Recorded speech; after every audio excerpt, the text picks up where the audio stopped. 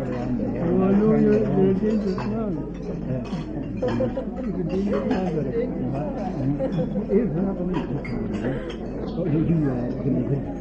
give you the one. I'm waiting.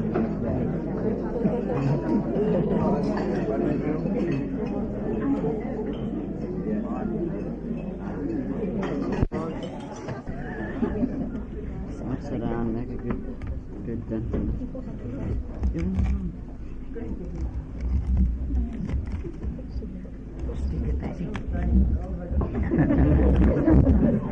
Come on. Now the other one.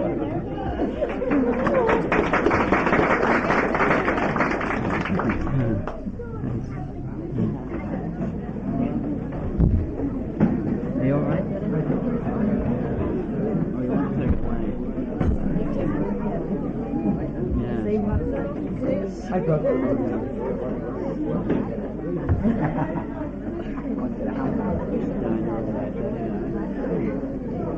You want to sit back?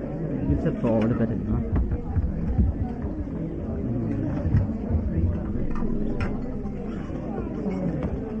What do you think about that? It's a heavy one.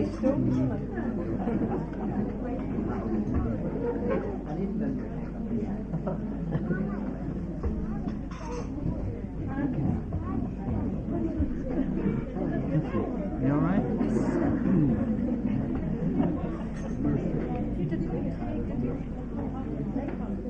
Good, yes. You have to, that's it. You have to sit back and start. Okay. Oh. There's just room for you and me and no more. It's alright.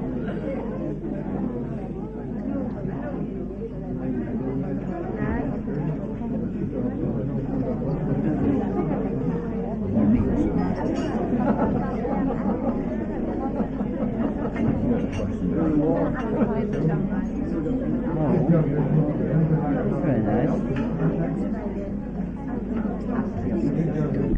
Oh, yes, sure. Very nice. It's a new idea, isn't it? It's a different idea. You know? Any sugar?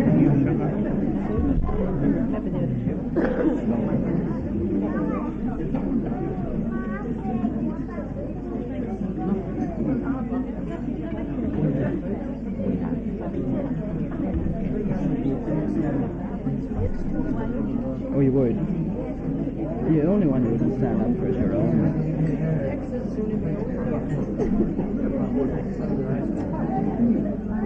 I bet. No, it's a toast to the bride and groom, isn't it? If in doubt, sit.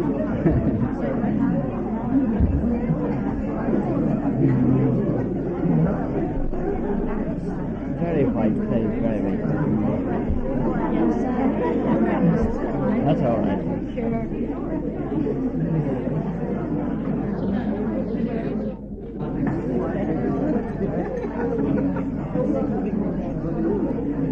Did you have sugar? I have nothing but sugar in here.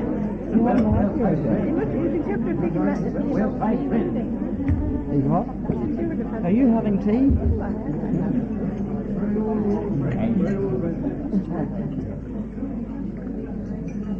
Yeah? You don't like coffee at all? I don't like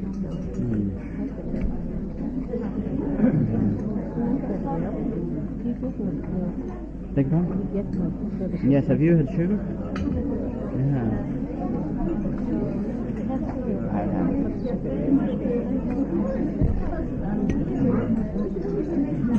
It's sugar down there.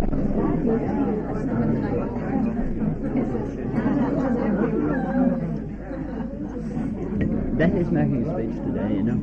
Oh, yes. New custom for the bride. Yes. I think that's a good idea.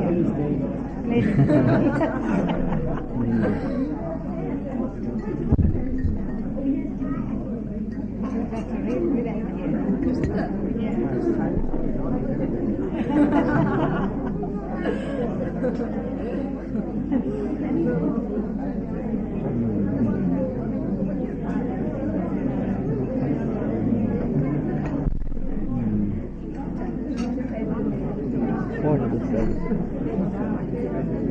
Are you people in a hurry to get away? No hurry to get away. All the time in the world.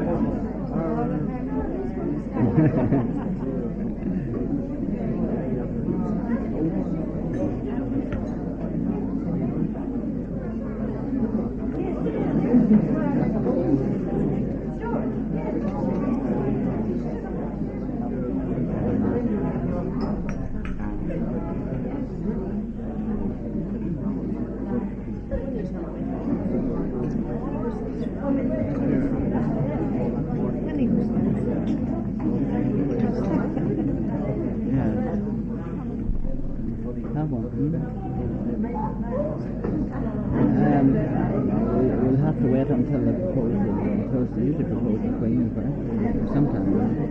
Will I give Mr. McClure the win for start? Has the cake to come out? Do you want it round before you start? You do?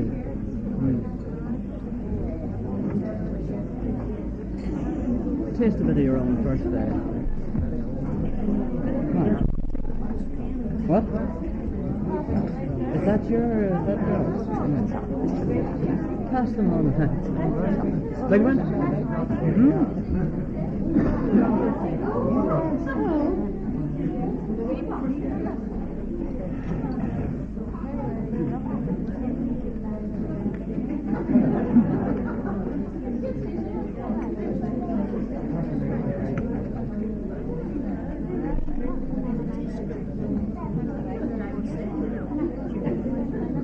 I think it was very nice anyway. I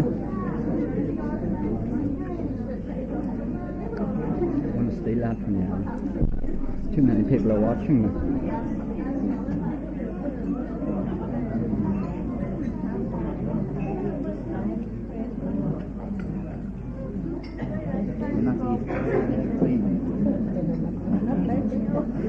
Thank you.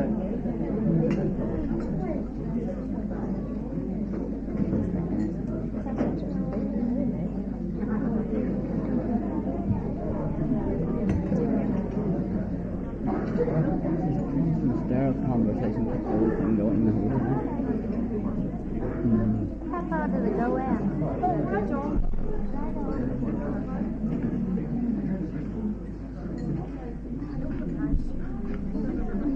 It's on the house.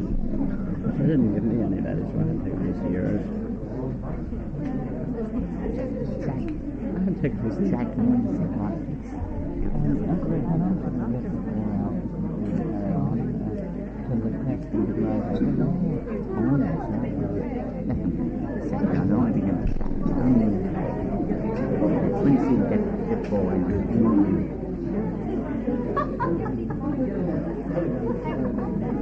Only cigars, wasn't it?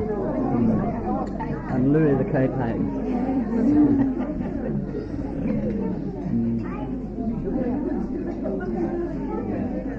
You want me to send that in? No, I think they have some down below here actually.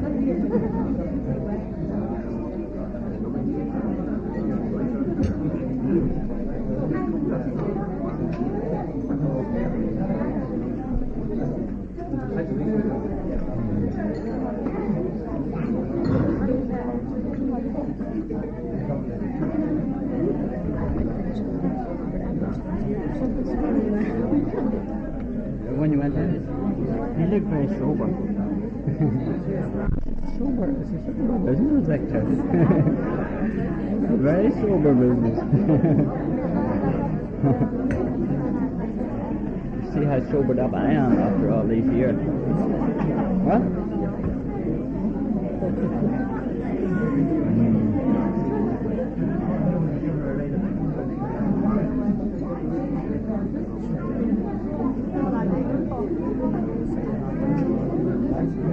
That's the thing.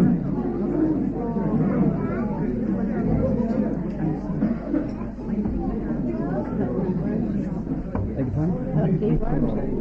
Yes. I'm quite thirsty actually.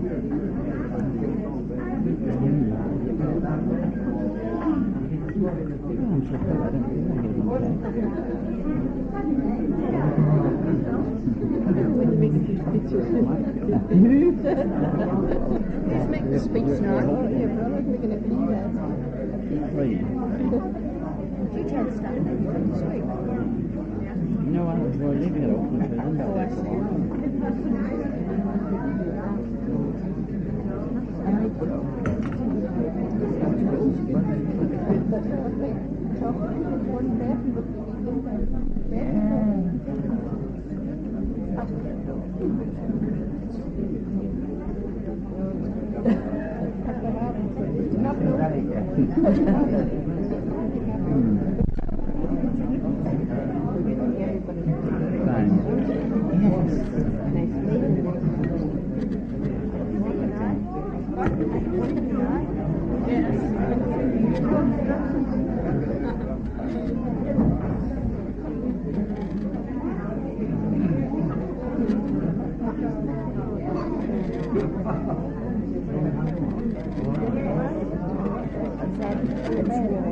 I think the boys have been quite good.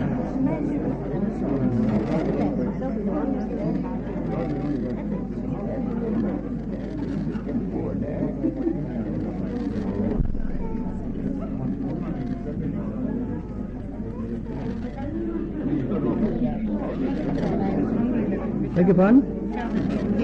Would you? You'll wolf the first piece pretty quickly then.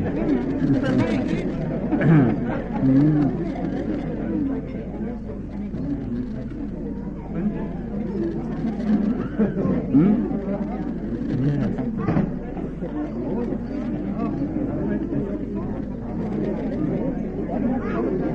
Are they all right?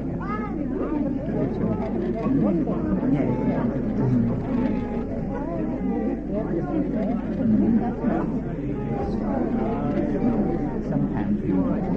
What? Get down. That's right.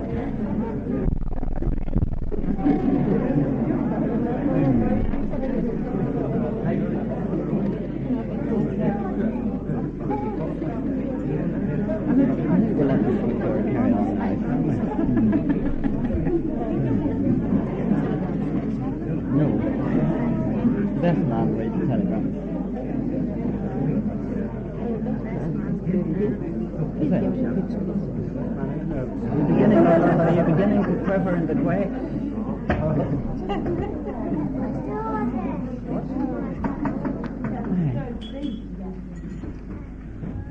Mr. and Mrs. Black, ladies and gentlemen, it's nice to see everyone. Hello.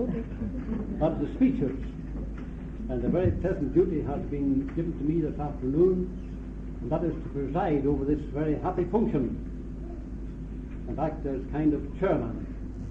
I do that with great pleasure. You may be hearing me a little later on, so I won't take up your time at the moment. But I have great pleasure now in calling upon the uncle of the bride, Mr. Anderson, to propose the health of bride and bridegroom. Mr. Anderson.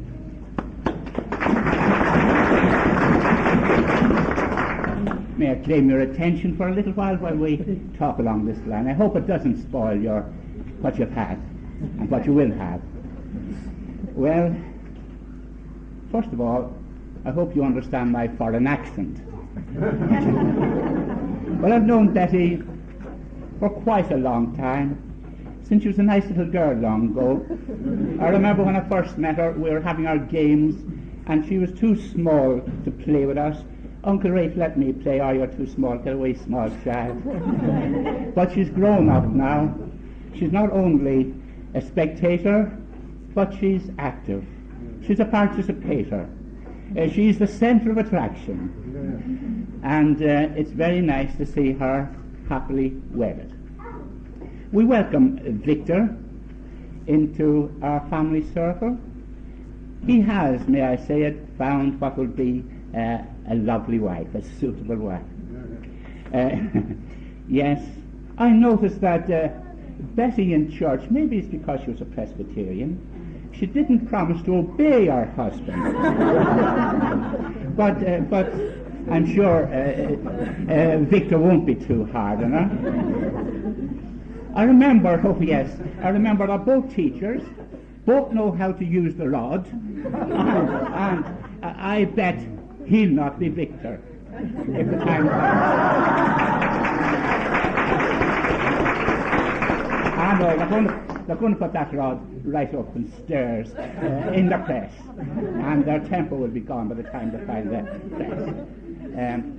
Yes, we're here now to speed them on their way, that sea of matrimony that they're on today. We hope the skies will be always as blue as they are now, and as smiling. May their storms be just brief, and may they safely enter into the harbour of the Isle of Blessedness. I'm sure they will, if they take as the motto those hymns they've been singing, and come to know Him who is the perfect love, and own the Lord as their shepherd and their guide. Ladies and gentlemen, may we drink to the health of the bride and bridegroom, to their prosperity, to their happiness, and to their wealth.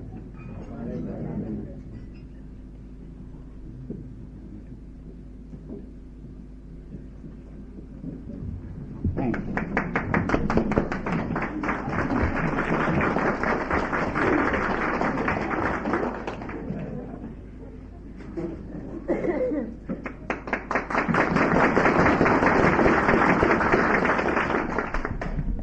Ladies and gentlemen, it's my privilege to reply to Uncle Rafe on behalf of the very kind, complimentary, and perhaps warning remarks that he's made. You notice that he said we were both teachers and that we both knew the use of the cane. I think most of you know that the tongue is an even more potent weapon. It's really my very pleasant duty simply to say thank you to a number of people. First, to Uncle Rafe for his very kind remarks. Secondly, to my new mother, for I now have two, for her many kindnesses to me when I visited Hillside, and for the very wonderful reception that she's given us today. I would also like to thank you people for coming, and for the wonderful array of presents which you received. I visited Hillside one evening last week, and it appeared to me that Betty was sitting up in her seat of custom. If she'd sat there much longer, the problem would have been storage space.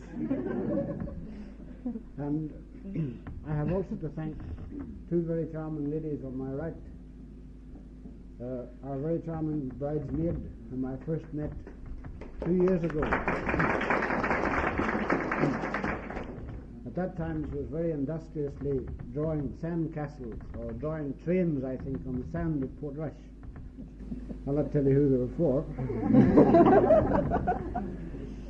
And since then I know that she's worked very hard in spite of the fact that she's a civil servant and they're not supposed to work. And I must not forget Maureen, the matron of honour, and it's hard to look at her and to realise that she has been a happily married woman for a very long period of time. And finally I would like to say a word of thanks to two very brave little boys who have done their duties very admirably. Thank you.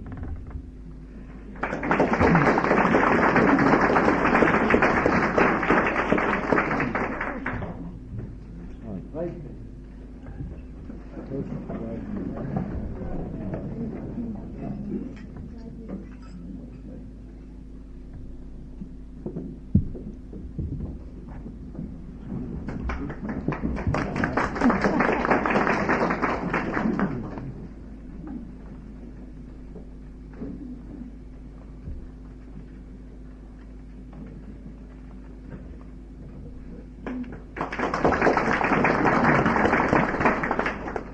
Ladies and gentlemen, it is my very pleasant duty today to reply on behalf of the bridesmaid.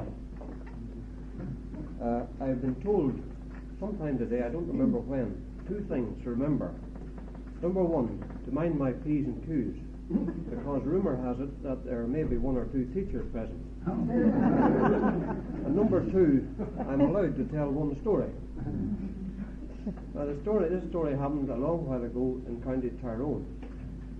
A minister married a couple, and after the ceremony was over, the man fumbled in his pocket, fumbled a long while in his pocket, rattled a few coins, and finally he slipped the minister 2 half-crowns and left on their honeymoon. Many years after that, the minister was sitting in his study on Saturday morning composing his sermon, and he noticed a man who had a familiar look about him coming up the drive. He answered the door, and here was the man he had married years before. "Here you are, your reverence. Here's another 5 bob, which is worth every penny of the first 5.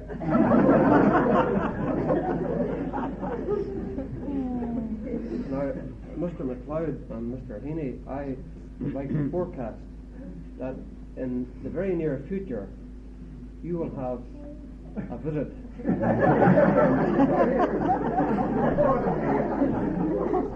and the remarks will be somewhat the same.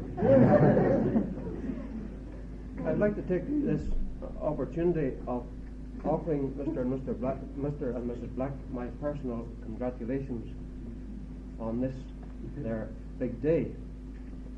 Victor's life and my life have run on parallel courses for a good number of years. We went to school together, the training college together, university together. But then there was a divergence. I became one of the married and he remained single. And I'm very glad today that the 2 lines are running parallel again. We're both married. I would like to remark that Victor has been a member of my family for quite a number of years now, holding the honorary rank of uncle.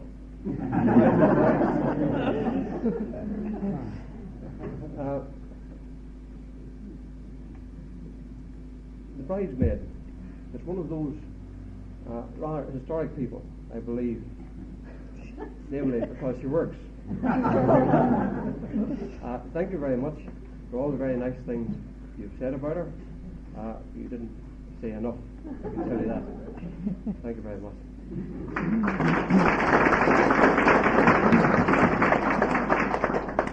Before I sit down, I would like to read you some telegrams here who have come from people who cannot be with us today.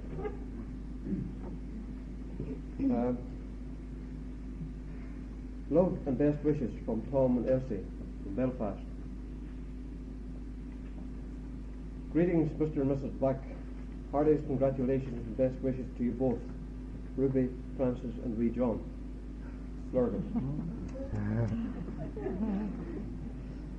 Guernsey. Congratulations and best wishes today. Happy future. Love, Millie and Daphne from Guernsey.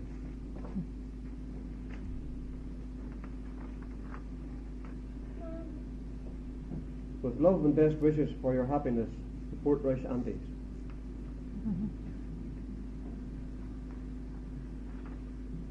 Long may your chimney smoke. Wilson and Jean and Morris.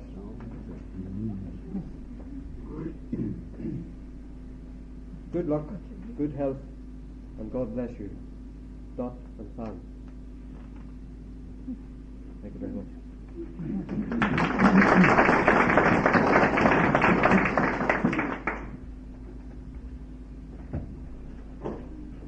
Well now, ladies and gentlemen, I'd like to add my congratulations also to Victor and Betty. I'm delighted to be here today and to take part in these very pleasant proceedings. To tell you the truth, business in the matrimonial market in the Republic is very poor at the moment.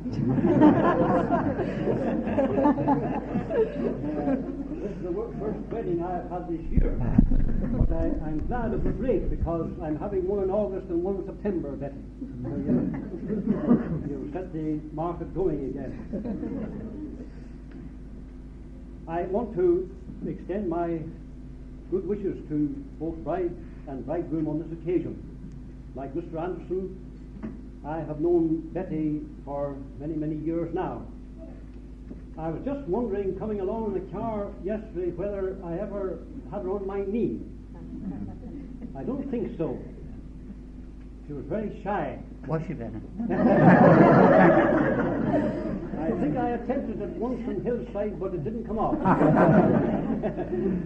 But I have always held her in the highest esteem. I want to congratulate you, Victor, not only on your good taste, because you've got a very charming girl to be your wife this day, but also on your good judgment.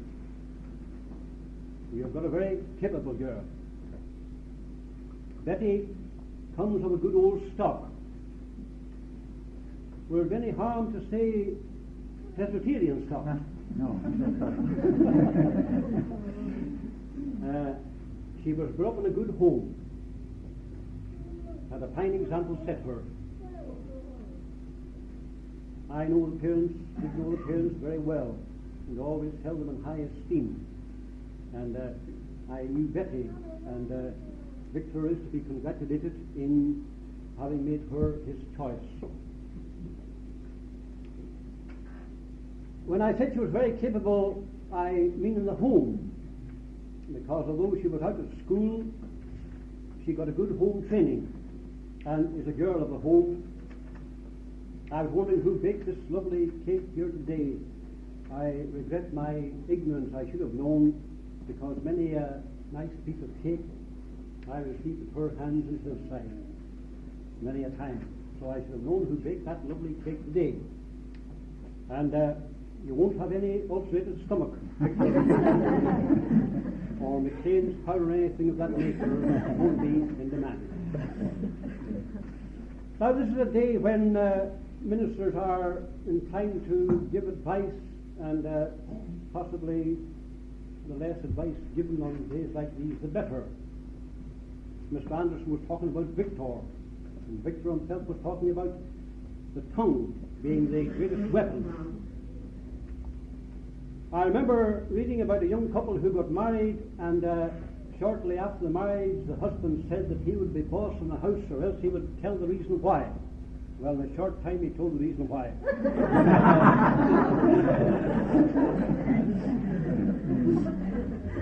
And I read of another young couple who were married, and the husband was asked, was he satisfied with married life? More than satisfied, he said. I've had more than enough.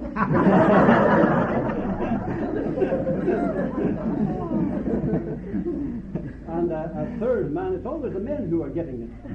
A third man who was asked, did he know what happiness was? Yes, he said, I did until I got married, and that was too late. Well, these are all little jokes that are made about the married state. I think they're often concocted by old soured bachelor.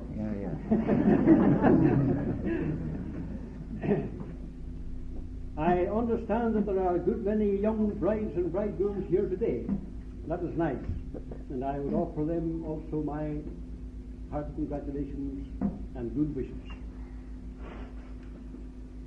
Married life, as Mr. Anderson has said, they were entering today on a new sea, a new voyage, a matrimonial voyage. And as I say, much advice is often given on those occasions.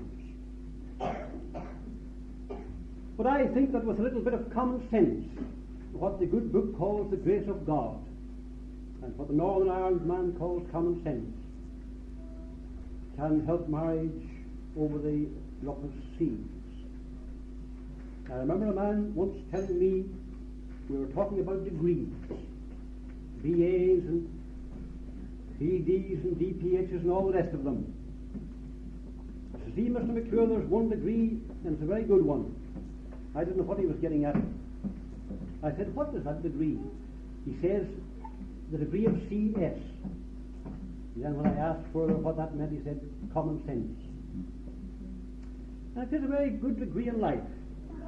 And with that degree, I think we can get through any problem, any duty, and any difficulty. It's a great pleasure for Ms. McClure and myself to be here today and to renew friendships with some of the people of Hill Street, where it was my good fortune to meet the Charlton family and to have known them intimately in joy and in sorrow for 27 years. And I feel greatly honoured today in being asked to this happy function. It was very kind and very thoughtful of Betty to ask me to come along, and it has been a great pleasure to us.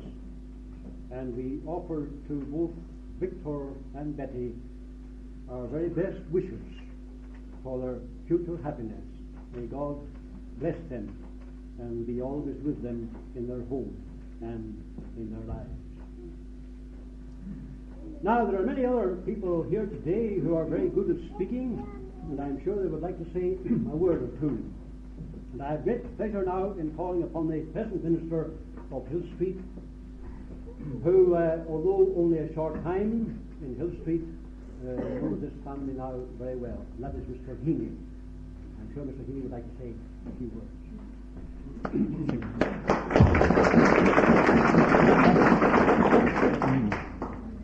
Mr. McClure, Mr. and Mrs. Black, may I add, first of all, a fourth to the three that Mr. McClure has already mentioned, the man who had been married for about 6 months, and a friend who had been at the wedding and hadn't seen him since it, approached him in the street and asked him how he was enjoying married life. And he said, well, to tell you the truth, I haven't spoken to the wife for about 6 months, in fact, since we were married.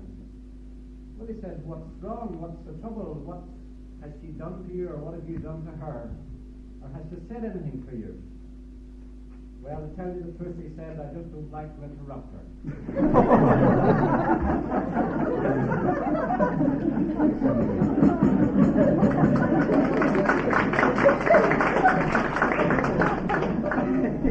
Obviously, someone had that sense. But may I say how great a privilege it is to be here today. First of all, I think on account of Mr. McClure, it's not so very long since we met each other for the first time, although, as someone said today, he's my father and I'm his son in Hill Street, and it was a real privilege and pleasure to be assisting him at the wedding today. Then also I mustn't forget that it has been very enjoyable here at the reception, because I've had 4 hungry Presbyterians from Cookstown from me. Very much. And then in the third place, it is a great privilege to be here on account of the Charlton family. Our only regret in Hill Street is that Betty will now be leaving us, although I think Mrs. McClure and Mrs. Heaney will be able to testify that if her husband is going to Ballygamartin, it's the best possible training ground for any wife, because I think both of them came from the Ballygamartin road. But I'm here to bring the congratulations and the best wishes and the prayers of Hill Street congregation to Betty, and also to George. We haven't known him, of course, nearly as long, although he has been out very regularly on Sunday mornings for the last while in Hill Street. Why he should be there, I don't know. So there was a young man who wanted to get married, and he unfortunately was colourblind. And he was going with a girl, and then before he proposed to the girl, in order that they might be engaged, he felt that it was laid upon his conscience that he should tell her that he was colourblind. When he told her, she refused to go ahead with it any longer, because she said he would never be able to appreciate the new clothes and new hats and so on that she wore. And so it was broken off. So the next time he kept quiet a little bit longer about this colour blindness, and it wasn't until they were almost at the wedding day before he told his bride-to-be about it, and again she broke it off for the very same reason. So the third time he decided he would keep quiet until the job was done. And they went through the wedding ceremony, and they were walking down the aisle afterwards, and suddenly this thing hit him like that, and he felt his conscience once more speaking to him. He turned to his bride, and mind you, he had wondered why she'd been so quiet all these months. And he said to her, my dear, there's one thing I feel I must tell you now, and that is that I'm colourblind. And she turned to him and she said, with a great big smile on her dusky face, you sure is, boss, you sure is.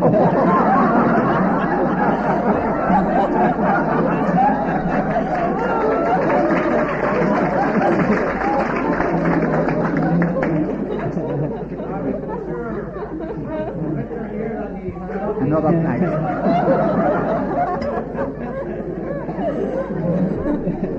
Mr. McClure has congratulated him on his taste. So we do too, because we know that in Betty Charlton he's got the ideal wife from every point of view.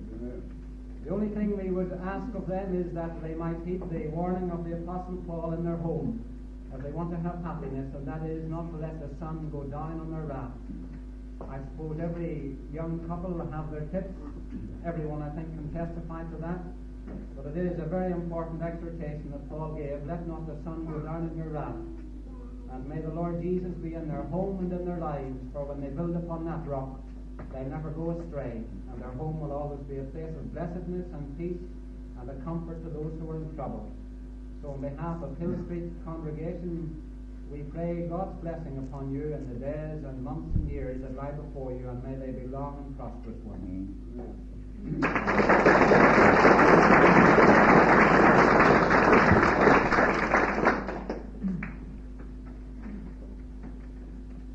Now, would anyone else like to join in the visitation with wishes? Please do so now.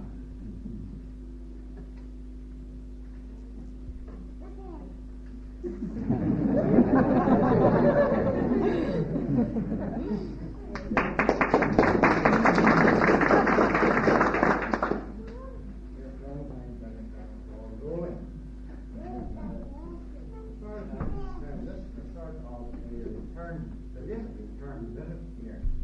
I was married 11 years ago, and Victor gave me right away. I've often thought that I'd like to get a chance at it.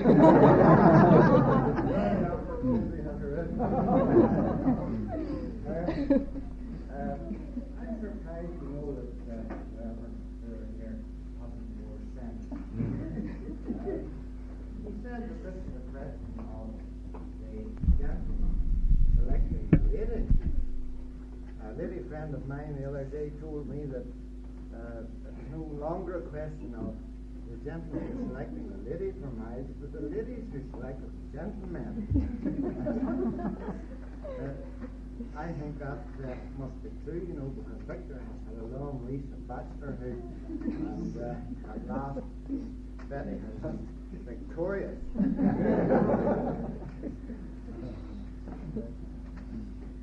Now, there's a little story that comes to my mind.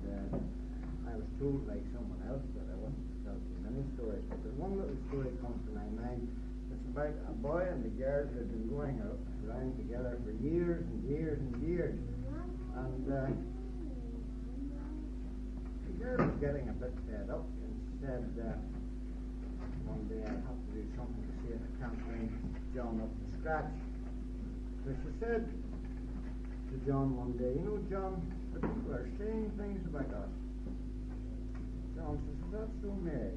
Yes, they're saying we're going to get married. You see, Mary, they're going to get the career goat.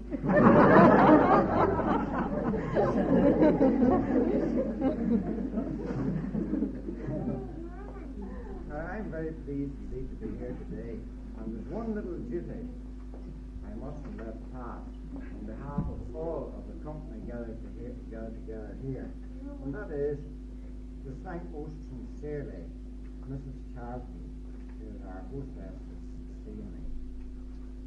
We've had a delightful meal, we've all enjoyed it, and on your behalf I just pass on to Mrs. Charlton our very sincere thanks for this delightful evening.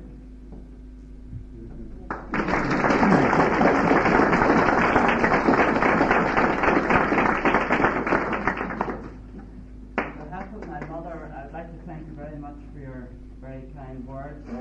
I'd like to say what a great pleasure it is having you all with us here today, both Betty's friends and Victor's friends.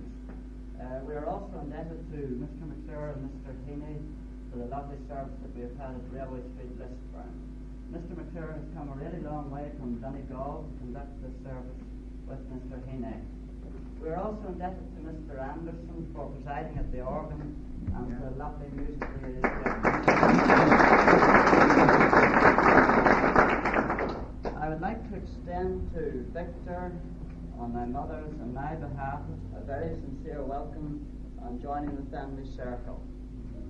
I will not go over Victor's many attributes and embarrass him, but the one thing that I would like to say is that on first meeting him, I was especially struck by his very keen sense of humour, which is so very important.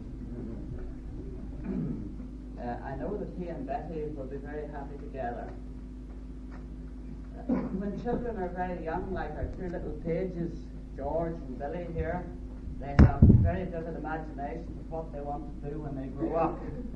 Some of them want to drive a train, or fly an aeroplane, or drive a tractor, or something like that.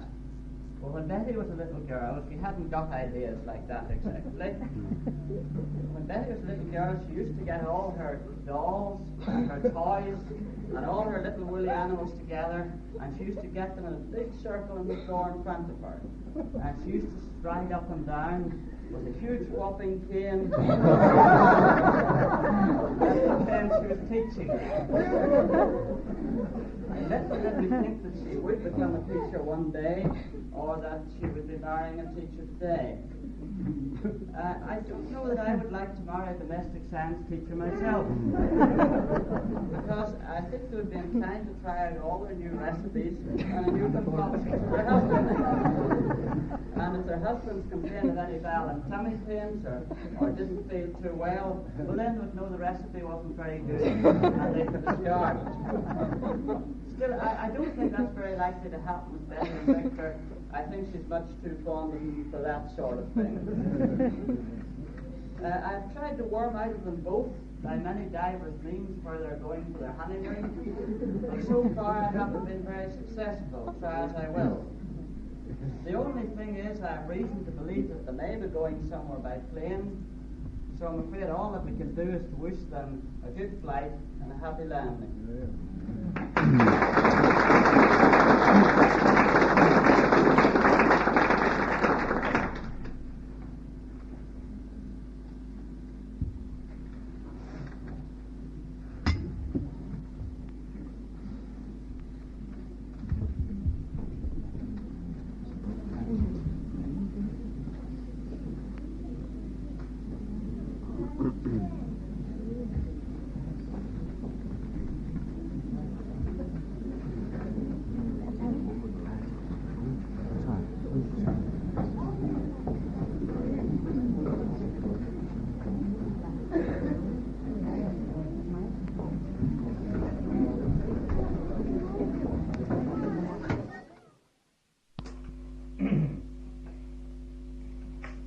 That's it.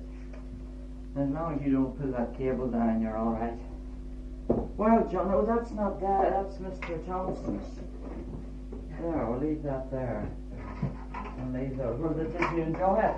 Just not that it didn't mean. It was awfully good for you to bring you. We keep the conversation going. It was quite clear anyway. Oh, wasn't very it? clear. And Dr. Charlton was very clear. After all, very good. I thought Mr. Heaney was very good. That He joke was. about the dark. I didn't see that joke at Oh, all. it's awfully funny, that one. Mr. Anderson was very good, I think. Yes. I thought they were all good. Mr. McClure, he was good, you know, of course, because he knew and he wanted to say a lot, but he's always tried Do you want to to go spend a penny?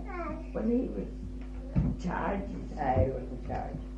Come and spend a penny now with Daddy. And don't you go near those wires or anything, though. That was very good. I'm sure it was lovely to see them all. It And we was. said we'd love to have just had a look in. What's the time? The tank's up in the shop till Edie brings it down. What is it? Where's the shop? It's up the street somewhere.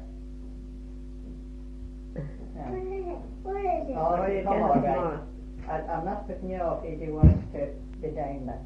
When you want her most. It's always a time if you want her most I to was telling you. want unless it's very bad, that's the day she doesn't come.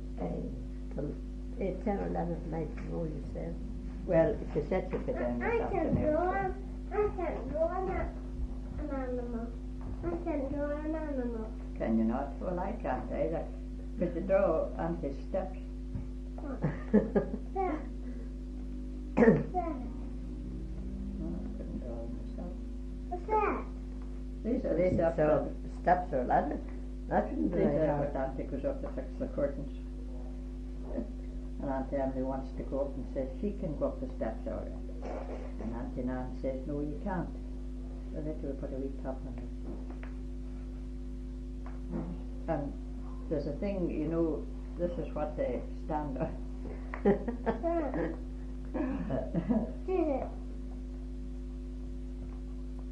What is that? I suppose Betty wasn't a bit embarrassed when they were saying so much. Oh, no. No, Didn't because seem it to made worry it her. funny for, you know, it was jokey and there was nothing to make her feel. Oh, no. She wasn't one bit nervous. No. No, Not one Mother said she thought Victor was a bit nervous, but Oh, he was. she wasn't. Well, she was so accustomed to it. It wasn't like mine, a stench man. Oh, no. That's what a boy cried one time the day he was going to be married. And the mother asked, the father asked him, what was he crying for? I didn't cry when I married your mother. Oh, well, you married my mammy, but I'm marrying a strange woman.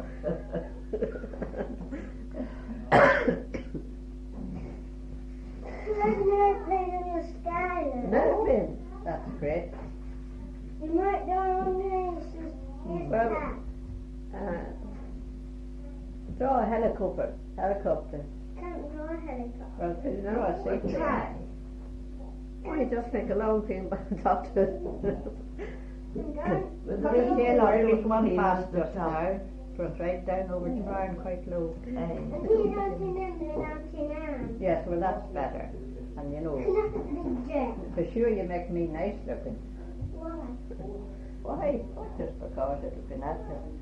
Got my hair, haven't done my hair yet. You maybe look to the big airplane up. And someone else is waving down at it. Billy and Daddy. What else waving down? There's Auntie Nan waving down to this one here. These are gunks. I think it is going to turn out nice after. Oh, it's going to be nice. Something It's warm. nippy in the morning now a wee bit, but it's nice after. Oh, it's really cold at Fort Banks, right? Not just These are all the gunks but of I the can't see airplane. it. No. These are big pounds. And he's one just taken off. No, taken off. Yes. So where are they going to? There's,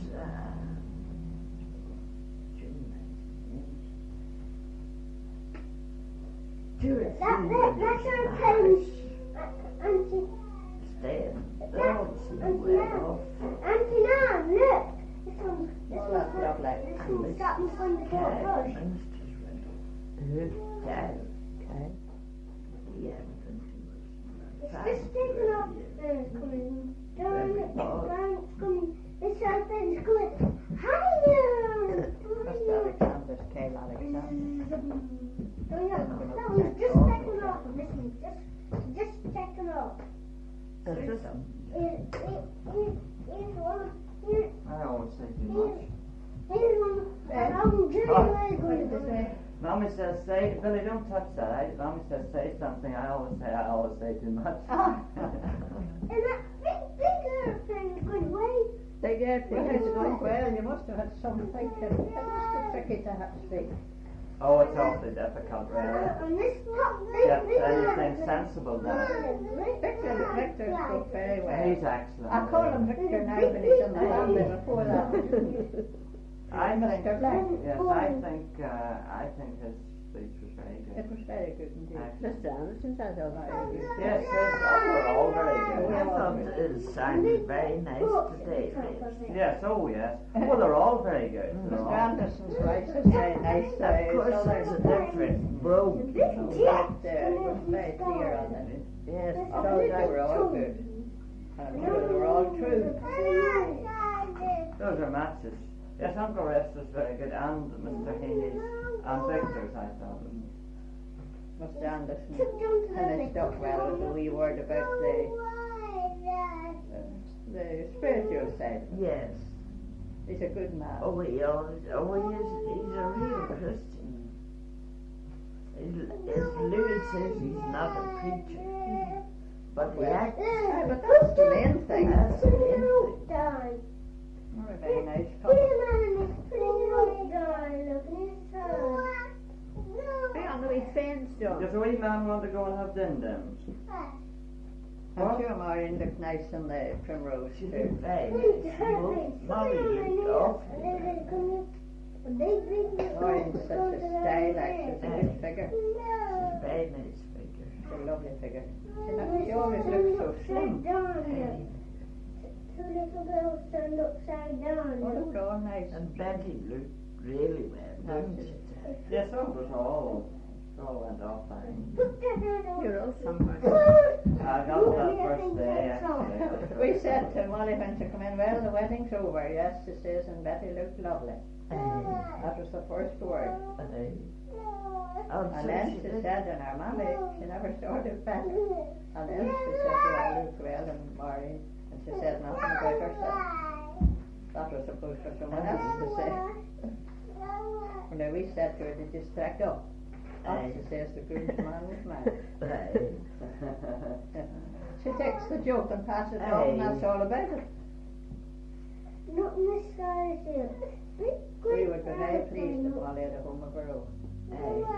Go away. Go away. Go away.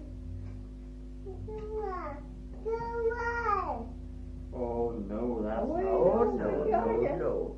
Away over Jordan. You That's- didn't look this at the is wee Aunt pussycat. Emily's I was house. putting his head and he wouldn't have it. Big one. The pussycat. Oh. Look, there's a big airplane up in the sky. And he's hunting and here. Betty got five lovely cozies. Oh. Daddy. I didn't see the three cozies. Why, Louis gave her three beauties that she'd crush in Ballymena. And then, like, of course you gave her presents. Extra. Well, wait till you now Extra put two the, for wait till you someone now put maybe the who cozy in could your head. You won't call it, you threw it away. I'll put it in Daddy's head. I'll She just put it really in had Daddy's head. beautiful presents, there's no doubt. Everybody in that airplane. Doesn't that look fine? That is the pussycat in his head for the first time. No. Look, isn't that lovely? You'd think it Oh, was Billy, don't be so rough. you'd think it was a king. Everybody let me down. Martha did that. Martha made it. Oh, it's in the house this 3 years, I'm sure. You sleep in the bottom of the It was for the joke. She saw the pattern in a woman's weekly or something, and that's all knitted. You see. So, It's well done. it's, They're smart girls, aren't No, they? don't put your that's hands not their pants for anything. I always thought even when they were wee girls they were nice. They were. Martha does more of decorating and fancy work than he does greater for washing and for the rougher work Aye. and knitting. Is Because that he not didn't working work with pellets of shop. Beg your She not stop that. Should have not stopped it. Oh no, I'm letting it run out. Oh, it's And then she knits a lot for her friends, lovely things for her Aye. brothers, children, and England. All you'd Well, we think should that get ready you to wouldn't take get it. anything better Bitten without down that and shop. take us down. Fine work. She did a lovely pink little wee coatee and skirt. Pale pink with blue forgetting and that on. It was most lovely. And how she keeps it clean, I don't know. She brings it to her work in a bag and works away. With all of them, either a major's case or something. funny drawn that. And then he just hand the money as well as the Aye. cash just senior route out keeps her hands so clean for the work like. Martha can paper and paint them, do embroidery and all sorts of that kind of work. Aye. Well, she's Just when he gets on with getting on well now so far. She's invited over to England to her brothers. The sister-in-law's coming over and Ada doesn't have actual consent to go or not. It's a long journey. Well, Mum, suppose we should. That more or less. So there we are. No, it all went off really quite well, didn't it? It was a lovely reception. Yes. Everybody spoke well, didn't they? It was a very friendly one. Everybody was very free and easy, you know. Yes, yes. That was the thing. That was the thing, Jack. Now, was that the thing? I thought it was a lousy do, and I didn't like to say so, you know. As an outsider, I didn't like to.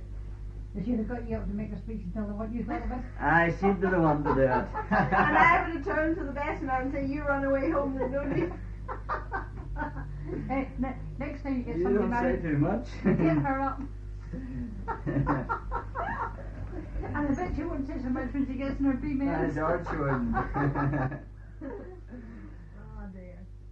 Oh no. Oh, it's all right.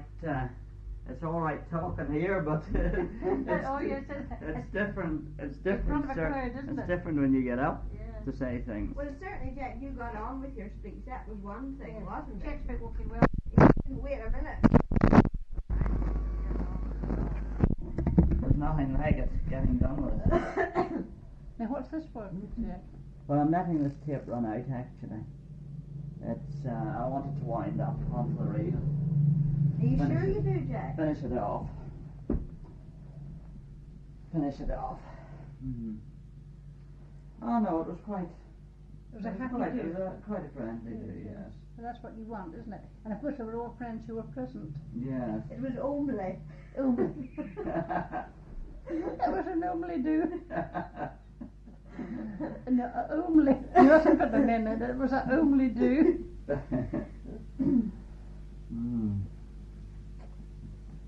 I remember we had a teacher who stayed with her at the time. She couldn't agree with the girl that she was lodging with, and they were very unhappy. So she said, could she come to us for a time? But she was teaching with me. She was only 2 in school. So she came to us for a while, and she had a young man. He was in the customs. And she brought him to tea. And he told me a story one night. He told us the thing. And I just looked blank. I can't remember what the story was, but I just absolutely looked blank. And she was mad. It was something, leaving off H's. And I didn't follow the story at all. Yes. And she had to put me right. She was mad at me because I couldn't see the point of a young man's story.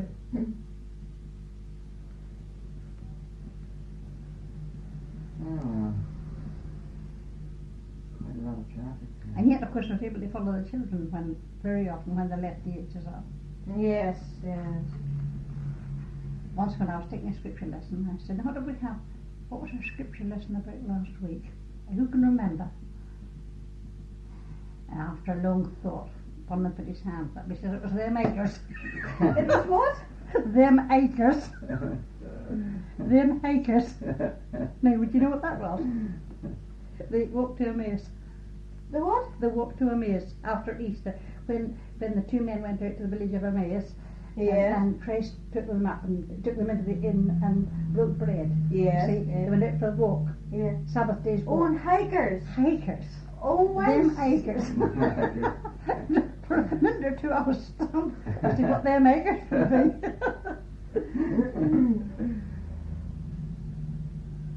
Are you doing any teaching now after school? Well, not Okay. I don't teach, Jack, unless somebody goes sick. Yeah. You see, at the junior school. And then if anybody goes sick, I stand by for them. The last I did was at Easter, but just before I came up here. Oh, Yeah. yes, I You remember. see, and I haven't done any since. Nobody's fallen in with since then. And I've been very glad not to, because I did 12 days right up. You see, I'm only employed by the day, part-time. You see, Yeah. I'm not allowed to teach on, you see, now I take up a superannuation. I'm not allowed to do full-time work. I only do part-time. Yes. And it's too long. I found that the 12 days was more than I wanted. But I promised she couldn't get anyone. There were so few supply teachers, and she couldn't get anyone. And I said, well, to oblige you, I said, I'll come. If you remember, it's coming up for Easter. So Yes, I said, well, I'll come up. I'll come in, but I must have one day off during the week because I must go shopping. So I said, you choose which day you'd like. So she said, well, take Wednesday off.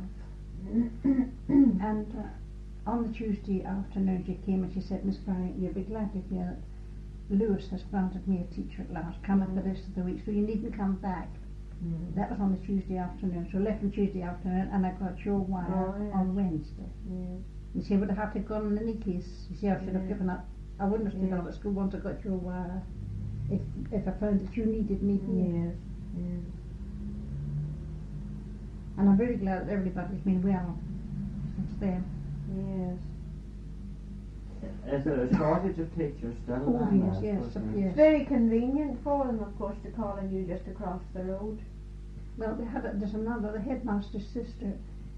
She's a bit older than I am, and she's on the telephone. And it was very convenient to get her. You see, because I could simply phone up. But the mothers complained so much about her for some reason. Also, one of the other staff told me that the children didn't like her and complained about her. You see, so that now they have to send up the secretary or the caretaker to get me. You see, very often when I come up, I'm busy at something else.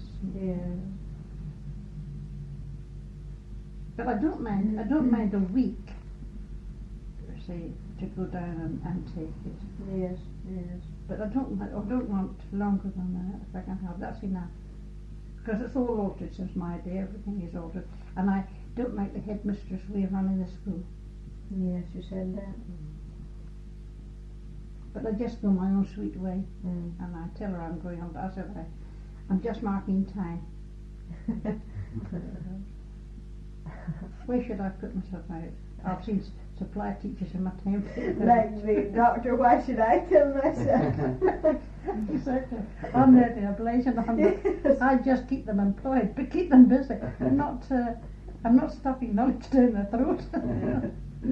You'll find that there'll be people turning up in the morning. What do you mean? Here, at the door. Well, I'd get Antonella to go to them and shoo them out. I say the doctor's busy. He's out in a case. But there's no surgery, you see, bank holiday. No surgery. Oh, but he could be out in a case. Be no surgery. They come for him to go out when he's out on a case. No, but I mean, they may come thinking there is a surgery. Oh, I see. I see. Tell you what we could do, Well, Jack. try. No, we could get Antonella to show them into the waiting room, let them sit for a couple of hours and then say you're sorry you forgot there was no surgery. She's terrible. But surely they know that there's no They surgery. should know, but a lot of them try to swing the lead and get in to save them having to wait another time. No, I don't think the New Haven people do that. Of course, it wouldn't affect the doctors because there's a caretaker at the surgery, and the door would be locked. Yes, the of door course. here is locked too, of course. And Mrs. Whatever Atworth, I think her name is, would soon tell them off.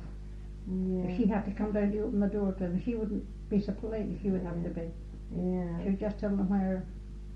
Where to get off. But certainly I would have to be terribly ill before I would go on a wet night anyway to sit in the surgery. Would you not? I'm jolly bad if I have to go. If I have to, I wouldn't go. I never go down at night to the surgery. I go in the morning, and I try to go. Well, of course you can't always help it on a Monday morning because they're all washing on a Monday morning, and you get them empty surgery. Yes. No, very often when I really should perhaps go to it then, rather than sit in the surgery, I won't go. Yes. And I wouldn't. And of course I wouldn't bring the doctor in for, any trifling thing. Well, if you did that, then you wouldn't get service and attention if you were really ill. Well, no, he does. I will say that about him. If I send for the doctor, he comes directly. Yes, but that's because you don't send for him unless you really need him. Yes. You see, when he did come in and examined me that morning, when I sent for him, he came up straight he goes, did the surgery, and then went home and has a bite, I think. And then he was making his morning rounds. Well, he came to me first. And of course, when he got to me that morning, I'd been ill all Thursday, really ill. And on Friday morning, I wasn't any better. And I got up, wrote a note, and waited until I saw one of the masters coming down the road. And I asked him to come over and take the note and ask the boy to drop it in the surgery. And I said in the note that I would leave the key in the door and the doctor could let himself in. Well, of course, by the time the doctor came, this effect was over, and I was well. That's how it affected me. I might be dying an hour, and then I was all right again. Nothing the matter with me. Well, I'd been on ill all Thursday and all Thursday night, and Friday morning when I got up, I was still feeling awfully ill. And by the time the doctor got to me at 11:30 or 11 or whatever time he came, I was as right as shrink. And when he came in, I said to him, I said, you know, I feel an awful flawed, doctor, bring you because I'm all right now. So he said, that's what was been the trouble. So I